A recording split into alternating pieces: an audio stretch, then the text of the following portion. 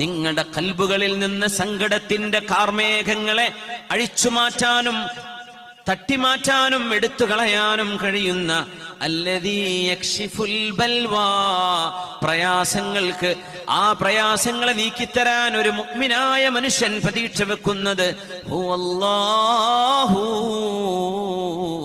നമ്മുടെ റഹ്മാനായ അല്ലാഹു അല്ലേ. അതുകൊണ്ട് വല്ലാഹി മാ ലക ഗൈറുല്ലാഹി മിൻ അഹദിൻ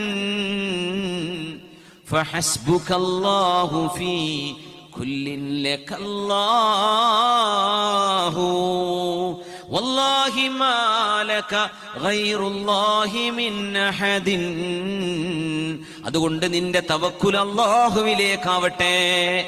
തവക്കുല് അല്ലാഹുവിലേക്കാണ്, ജനങ്ങളിലേക്കല്ല, ഭരണാധികാരികളിലേക്കല്ല. നിങ്ങളുടെ അന്നവും വെള്ളവും ഉറക്കവും ഉണർച്ചയും പ്രപഞ്ചത്തിന്റെ എല്ലാം നിയന്ത്രിക്കുന്നവനായ സർവേശ്വരനായ അല്ലാഹുവാണ്. ഫഹസ്ബുകല്ലാഹു ഫീ കുല്ലിൻ ലകല്ലാഹു. ഇങ്ങനെ ചെയ്യുകയാണ്. ഒരു കൗൺസിലിംഗിന്റെ ആവശ്യമില്ലാത്ത വിധം, ഒരാശ്വസപ്പെടുത്തേണ്ട വാക്കുകൾ ഇനി ഒരാളിൽ നിന്നും കേൾക്കേണ്ടതില്ലാത്ത വിധം നമ്മുടെ നേതാവ് അഷ്റഫുൽ ഖൽഖ് റസൂലുള്ളാഹി സ്വല്ലല്ലാഹു അലൈഹി വസല്ലം നമ്മുടെ മനസ്സുകളിൽ സൂക്ഷിക്കാൻ ഒരാശയം കൈമാറിയിട്ടാണ് ലോകത്ത് നിന്ന് പോയത്. അത് ദുഃഖങ്ങളിൽ കൂടെ നിർത്താനുള്ള ഓർമ്മയാണ്. അത് സങ്കടങ്ങളിൽ ചേർത്ത് വെക്കാനുള്ള ചില ചിന്തകളാണ്. മഹാനായ ഇബ്നു മാജ റഹ്മത്തുള്ളാഹി അലൈഹി അവരുടെ അവരുടെ സ്വഹീഹ് സുനനിൽ ഉദ്ധരിച്ചിട്ടുള്ള ഹദീസാണിത്. യാ അയ്യുഹന്നാസ്, അല്ലയോ ജനങ്ങളെ.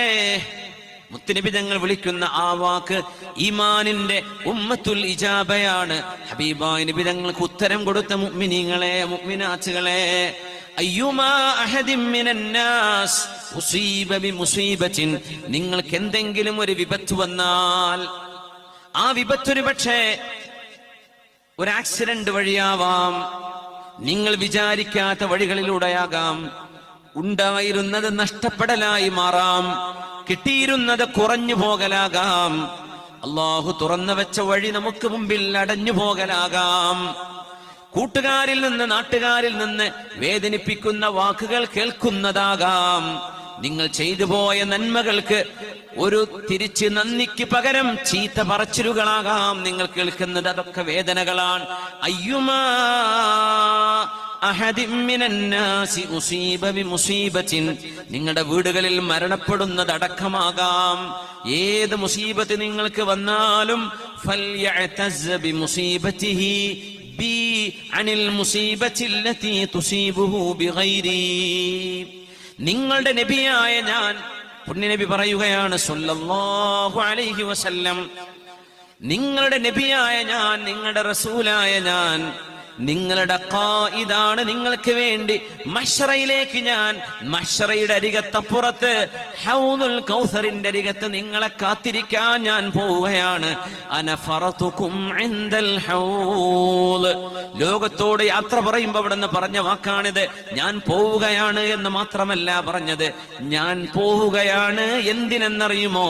അന ഫറതുകും ഇൻദൽ ഹൗദ്, ഹൗദുൽ കൗസറിന്റെ അരികത്ത് നിങ്ങളെ കാത്തിരിക്കാൻ ാണ് ഞാൻ പോകുന്നത് എന്ന് പറഞ്ഞ് ഉമ്മത്തിനോട് യാത്ര പറഞ്ഞ നബിയാണത്.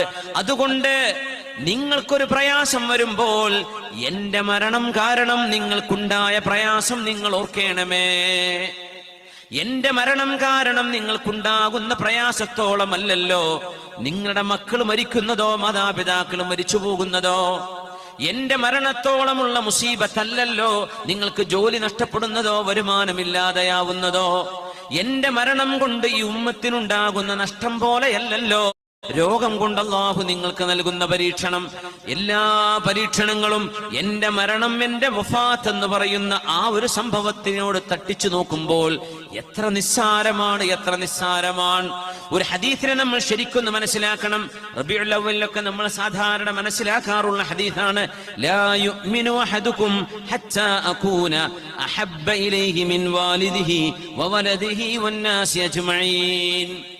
എല്ലാവരെക്കാളും ഹബീബിനെ സ്നേഹിക്കണമെന്നല്ലേ ഹദീസിനർത്ഥം. നിങ്ങളുടെ മക്കളെക്കാൾ, മാതാപിതാക്കളെക്കാൾ, മറ്റു എല്ലാ ജനങ്ങളെക്കാളും ഹബീബിനെ സ്നേഹിക്കണമെന്നാ പറഞ്ഞത്. ആ ഒരു ഹദീസിനെ ഒരു മറുവശം കൂടെ മനസ്സിലാക്കേണ്ടതുണ്ട്. അങ്ങനെയാണെങ്കിൽ ഏത് മുസീബത്ത് വന്നാലും എന്റെ റസൂലിനെ കൊണ്ടുള്ള മുസീബത്തോളം എത്തിയില്ലല്ലോ എന്ന് നിങ്ങൾ മനസ്സിലാക്കണം. നിങ്ങളുടെ വിഷമങ്ങളിൽ ഏറ്റവും വലിയ വിഷമം ഹബീബിന്റെ മരണമാവണം.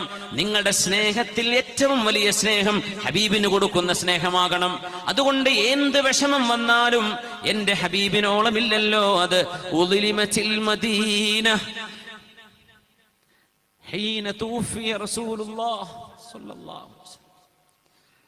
അനസ് റളിയല്ലാഹു അൻഹു പറയുകയാണ്, യൗമാനി ലൻ അൻസാഹുമാ, എനിക്ക് മറക്കാൻ കഴിയാത്ത 2 ദിവസങ്ങളുണ്ട്.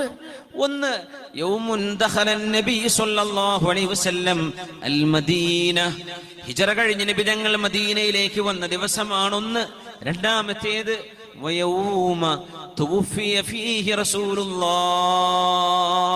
സ്വല്ലല്ലാഹു അലൈഹി വസല്ലം, ഹബീബായ നബി തങ്ങൾ ലോകത്തോട് വിട പറഞ്ഞ ദിവസവും ഹബീബായ നബി തങ്ങൾ ഹിജ്റ ചെയ്ത് മദീനയിലേക്ക് വന്ന ദിവസവും, ഇത് രണ്ടും എനിക്ക് മറക്കാൻ കഴിയാത്ത ദിവസങ്ങളാണെന്ന് സ്വഹാബിമാരിൽ മുഅമ്മറായിരുന്ന സ്വഹാബിയാണ്.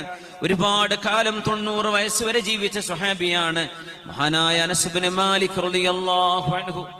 മഹാൻ പറയുകയാണ്, ഉദ്ലിമത്തിൽ മദീന, വിശുദ്ധമായ മദീനക്ക് ഇരുട്ടായിരുന്നു.